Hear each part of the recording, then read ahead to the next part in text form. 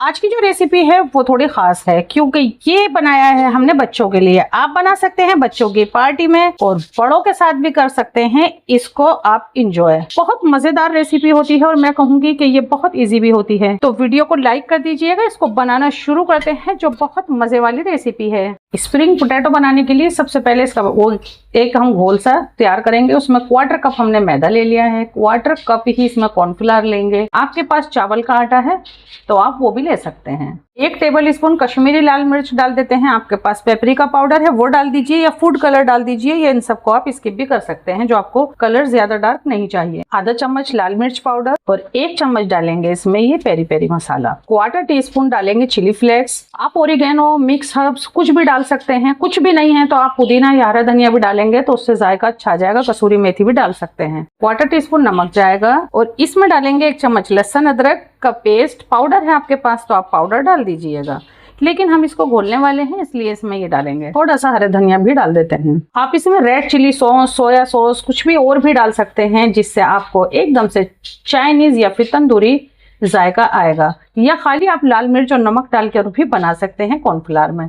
तो इसका हम एक पतला सा बैटर तैयार करेंगे। हमें इसका पकोड़े के जैसा तैयार नहीं करना है, एक हमें स्लेटी तैयार करनी है ताकि बस हमारे पोटैटो के ऊपर अच्छे से वो कवर्ड हो जाए। लम फ्री तैयार करेंगे, पतला सा तैयार करेंगे। इसको अच्छे से मिक्स कर लिया है और अब डालते हैं इसमें एक तरह का जादू, जिससे ये एकदम क्रिस्प तैयार होंगे। तो 1 पिंच हमने लिया है खाने वाला सोडा, यानी कि बेकिंग सोडा। बस इसको इस तरह से करते हैं और इसको साइड रखते हैं। 2 हमने आलू ले लिए हैं, इस तरह के लंबे लेंगे तो जरा देखने में सही रहेगा। आप इसको छिलके के साथ ले सकते हैं या फिर इस तरह से छील भी सकते हैं। बस आपको ये लेना है और इस तरह से कट करते रहना है। थोड़ा पतला करेंगे तो आपका ये पतला तैयार होगा। इसी के साथ साथ मैं आपको एक और बता दूं कि आप इस तरह से कट नहीं करना चाहते हैं या फिर आपसे कट नहीं हो रहा है और बनाने हैं और बच्चों को खिलाने हैं, तो इसको तो मैंने वीडियो भी कट नहीं की है। इसको बिखरने नहीं देना है, इस तरह से रखना है। इसको आप खोल देंगे, कटने में थोड़ी परेशानी हो सकती है। और ये हमारा पूरा आलू कट के तैयार हो गया है।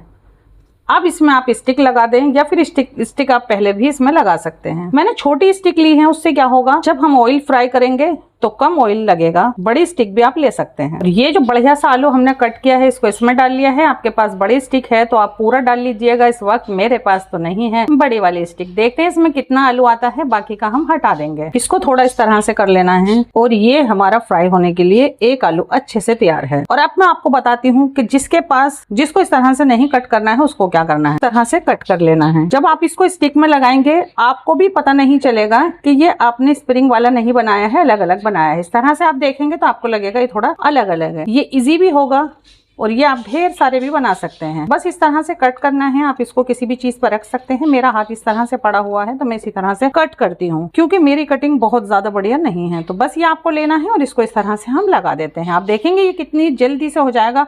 और मैं इसी के बराबर में आपको ये रख कर भी दिखाऊंगी कि ये कितना अच्छा दिखेगा। इसी के साथ मैं आपको एक टिप और भी बताऊंगी कि आपने इसको बहुत देर पहले काट दिया है या फिर आपके आलू सॉफ्ट हो गए हैं और वो इस तरह से स्टिक पर नहीं बैठ रहे हैं और आप सोच रहे हैं अब हम इन आलू का क्या बना लें, तो वो भी मैं आपको इसके बाद बताऊंगी। ये देखें, है ना, ये भी बढ़िया। आप इसको इस तरह से भी बना सकते हैं। अब मैं दिखाती हूँ जो आलू आपके सॉफ्ट हो जाए तो उसका क्या करना। सॉफ्ट आलू ही नहीं था इसलिए मैंने इसको बहुत महीन कट किया है, क्योंकि वो सॉफ्ट होकर इसी तरह के हो जाते हैं।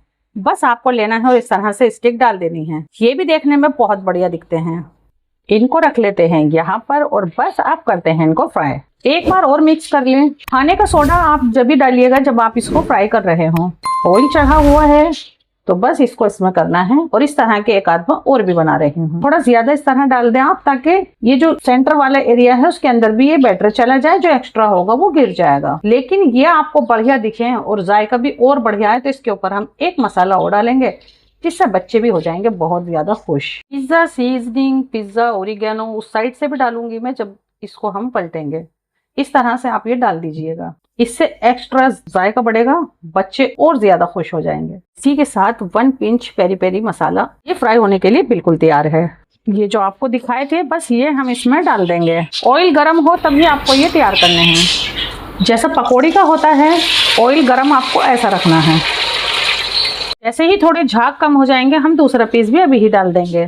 थोड़ा गहरे बर्तन में ऑयल लेना है, ऑयल आपको ज्यादा लेना है। आराम आराम से फ्राई होने देना है, बिल्कुल चलाना वलाना नहीं है डालने के बाद। इसको फ्राई होते हुए हो गई हैं पूरे 5 मिनट और लगता है ये बिल्कुल तैयार है, क्योंकि ये हमने काटे थे बहुत पतले पतले, तो ये फ्राई होके बिल्कुल तैयार है। 5 से 6 मिनट लगेंगी आपको ये इस तरह का बनाने के लिए। आप हल्का सा पोटैटो यहाँ से तोड़कर भी देख सकते हैं। वैसे आप इसकी शक्ल से देखें कि ये बिल्कुल मजेदार सा तैयार है, इसमें थोड़ी देर लगेगी। इसको आप तैयार करके रख लें, लेकिन बैटर में आप इसको तभी डालिएगा जब आपको ये एकदम से बनाना हो, नहीं तो ये आपके बैटर को पतला कर देगा। लग रही है मजेदार सी रेसिपी।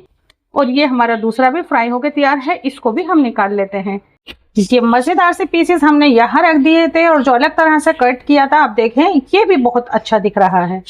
और ये आज हमने बनाए हैं थोड़े ढेर सारे, हर किसी को चाहिए ये घर में। का दिल्ली 6 के तरीके से जरूर बनाएं। इसको लाइक और शेयर करना बिल्कुल नहीं भूलिएगा। फिर से आते हैं आपके लिए कोई न्यू वाली रेसिपी लेकर। इतने टाइम के लिए अल्लाह हाफिज।